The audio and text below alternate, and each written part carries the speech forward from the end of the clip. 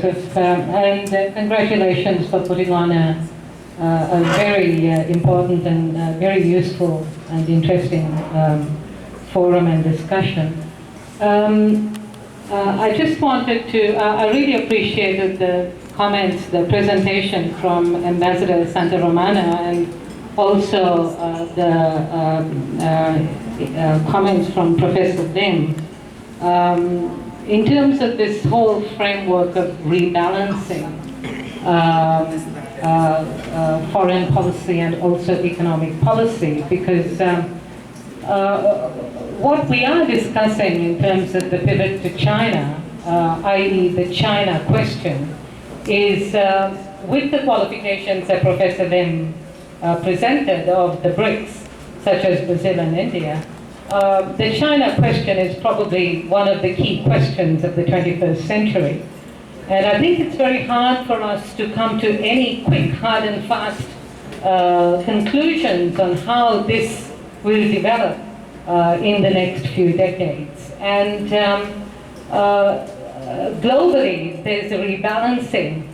Countries are being forced under various pressures to rebalance, and perhaps the Philippines is coming at it a bit much later, and that rebalancing towards having China emerging as such a powerful economic player has been happening from Australia, where the Victorian electricity grid is owned by China, a state energy corporation. The Victorian electricity grid is owned by China. They made a successful competitive bidding for the New South Wales electricity grid, and they won. And the Australian government intervened at the last minute in defense of national security interests and refused to let the sale go ahead. So there's this, and then there was another big scandal. Rio Tinto, one of the biggest mining companies in Australia, China is bidding for a majority stake. This is a huge issue in Australia.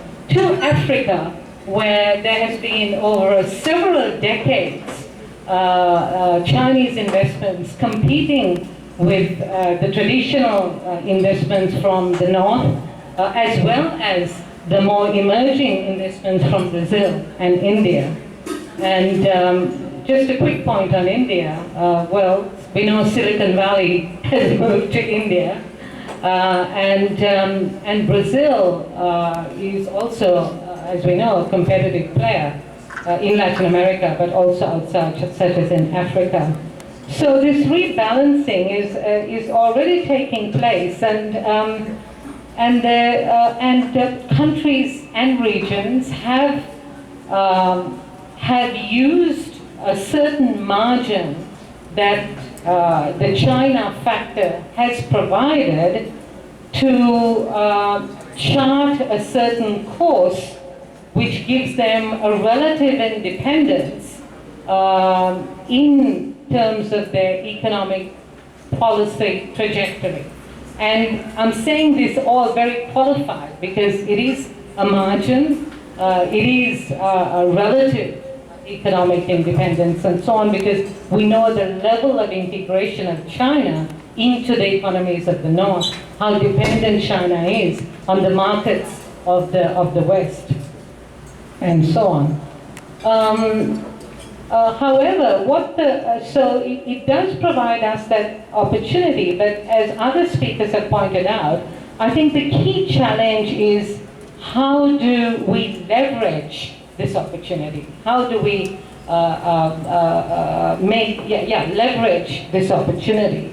And the point that Joseph from Focus made, and that is, what are the alternatives?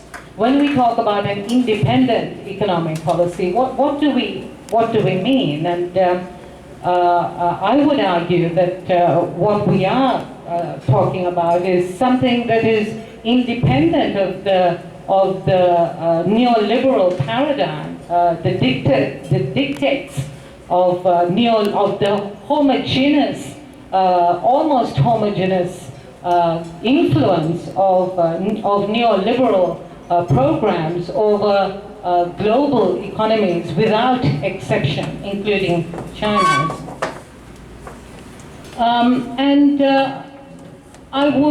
I would suggest that the international experience indicates that there are a couple of key factors that are important in governments leveraging this opportunity that is provided in the rebalancing. One is the political clarity and will of governments in maneuvering and in charting this course. And secondly, the popular support for an alternative economic program, a popular support for an independent alternative economic program, key to which is the strength of the organized labor and mass movements. The experience of, I just wanted to touch on some of the key things coming out of Latin America and also Africa. If you look at Latin America, where we have seen perhaps the biggest redistribution of wealth this century, this coincided with a massive increase of Chinese investments in Latin America. Today, China is has beaten the European Union in terms of its investments in Latin America. It's the second largest investor in Latin America, second to the United States. The Latin American governments, from the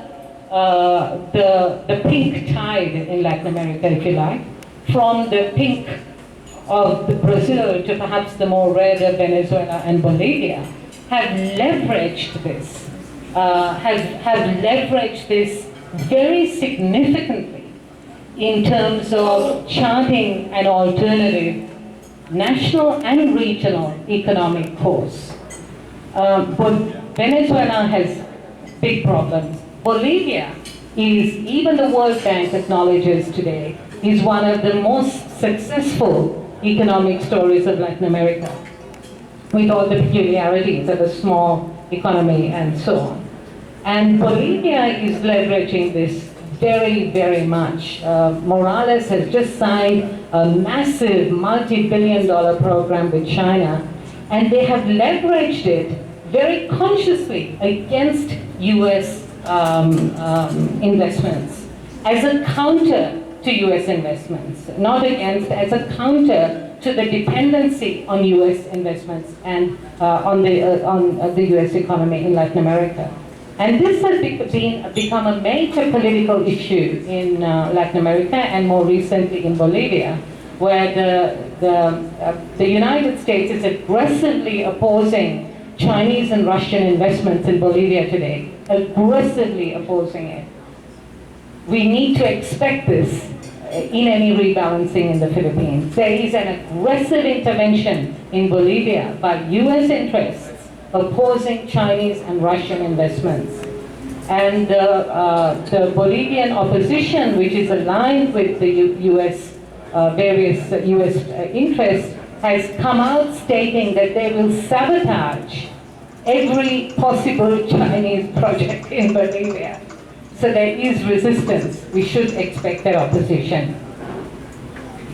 But one of the lessons of Latin America is, by and large, from the pink of Brazil to the red of Bolivia, there was a certain clarity on their alternative economic program, from the national to the regional ALBA and so on. And you know, there were different ways of describing it, from you know, the Ben Vivier to communitarian to Bolivarian and so on. But one of the main pillars of it was to look at an alternative to the neoliberal model of economic development, and winning popular support, because there was massive resistance both from the US and within some of the forces inside. Winning popular support was very, very important. Africa is another really interesting experience where there has been a longer period of Chinese investment and therefore an ability to look at the trends over a longer period of time. And here we have the case of a state companies versus private companies. And of course we know in China there are different types of capital. You have the state-owned enterprises and you have the private sector. Whom do we prefer doing business with? Is it the state-owned enterprises or the private sector? They compete fiercely. Chinese private sector capital and Chinese state-owned enterprises compete fiercely against each other in their overseas investments, including in Africa. And there have been studies done on the mining sector and Chinese investments as state-owned enterprise investments compared to private sector investments, and there are a couple of things that are emerging from these studies. One is that the Chinese state-owned enterprises, the framework is essentially a much more longer-term strategic framework. Unlike the private sector, which is much more short-term, profit-oriented. A strategic framework that is driven by the need to get resources for China and increase their political weight in the region. These two things go very, very much hand in hand for their state-owned enterprises. Having the resources for China and increasing their political weight. And there are little interviews from the Chinese managers of some of these mining corporations, Chinese state-owned mining corporations in Africa. One of them says, we don't need to maximize profits, we just need some profits, which is quite an interesting way of, I think that speaks volumes. And he says, the state won't support us if we make losses year after year. And then there's also a little interesting example of the global financial crisis in 2008 and how the mining sector in Africa responded. There are massive layoffs by the private sector-owned mines in Africa. The Chinese state-owned enterprises in Africa adopted a three-nose policy: no retrenchment, no production rejection, no production reduction, and no wage cuts. And they stuck to it. And one of the reasons they said they stuck to it, they adopted that policy, was because they had a longer-term perspective and they wanted to build their political capital and so on. And what they find in the mining sector is that, however, the private sectors from the north and the state-owned companies in China, the industrial processes are the same. One important thing is that there is no major difference in the quality of the equipment. They're all pretty much modern, state-of-the-art equipment, right across, from China to the northern companies. The structure of the labor force has not changed. Contractualization continues. Subcontracting of labor continues. The private sector corporations tend to use more subcontractors. The Chinese corporations tend to use less subcontractors because they want stability over a longer period of time, but subcontracting continues. Wages in the Chinese owned mines are lower, but there's more job security. Wages in the northern private sector owned mines are higher, but there is less job security and more concern by the labor movement of redundancy. The loan rates are not necessarily low. They're actually in some cases higher than the loans provided by the World Bank and some of the international financial institutions, but the projects are more aligned to government preferences towards infrastructure, and so governments prefer that. However, there's a real concern in Africa about indebtedness via Chinese loans. They tend to be less transparent, and so on. In terms of general working conditions in these mines, it depends. There's no major difference between the Chinese-owned mines and the northern-owned mines, but what it depends on is the strength of the labor organizations in those particular production sites, in those mines. the strength of the unions, how well organized they are, how well they have been organized historically, etc., etc. And the general conclusion that some of these studies come to is that the Chinese state has no capacity or interest in replacing the prevailing neoliberal order that was primarily a function of the political will of governments, and so on. So very interesting, I think, to study some of the Africa experiences. It's been a longer investment, and there's more information available. The third point, before I finish, I want to say is that the alternative models must be sustainable. And I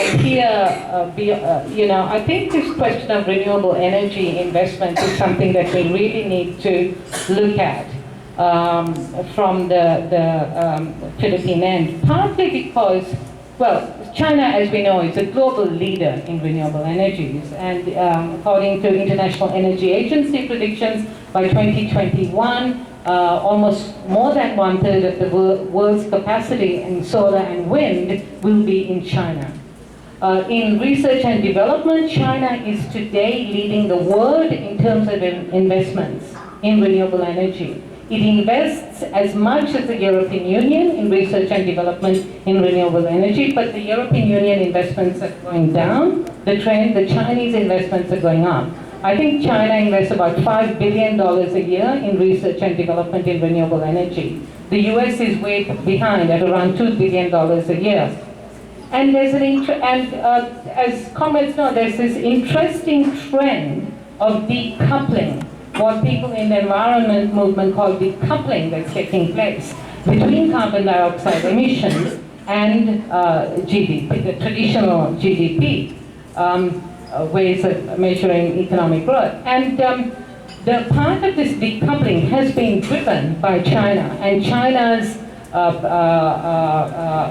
focus on renewable energy and renewable energy production. And I think this decoupling is not just a question of related to emissions.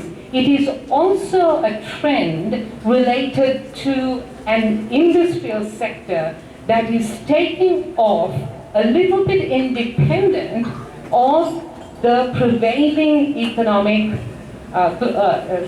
structures, global structures. And I want to posit that here. I think there's a decoupling that's taking place potentially on two levels. And scientists refer to this as disruptive technologies. That is a group of technologies that are emerging that have the potential to fundamentally transform how we produce and consume. And renewable energy has been identified by the scientific community as a disruptive technology. I would really put forward the view that we seriously look at our renewable energy plans and investments and how we want to develop that. The Philippines is a leader of geothermal energy, one of the global leaders of geothermal energy. How can we complement it? How can we value add? Philippines is there with Indonesia, leading on geothermal energy production. How can we value add? How can we complement this? How can we have a niche where we can, Cuba has shown how we can do niches in medicine and biotechnology. How can we do this? And I would really like us to look at this question of investments in renewable energy, or to pay special attention to that. Finally, I think I really do want to end with this question of strategy that Joseph posed. You know, the need for a sustainable alternative, the need for value added, which I would argue would include the modernization of the agricultural sector, a state and not private sector driven. And this is a question, I guess, to Ambassador Santa Romana. Would the Philippines be prioritizing agreements with state-owned enterprises or with private sector enterprises in China? You know, and this is also a question to the other speakers, such as Professor Lim. You know, these are some of the things that we need to also, do we just do it with private sector companies, or do we go with state-owned enterprises? And there are other economists nodding away on that one. The need for not so much export-driven, but domestic consumption, and so on. So I think a clear strategy, political will, building popular support through strong mass movements are needed for us to leverage this, whatever opportunity this might provide. Thank you very much, Reihana, for adding those progressive elements of an independent economic policy. And again,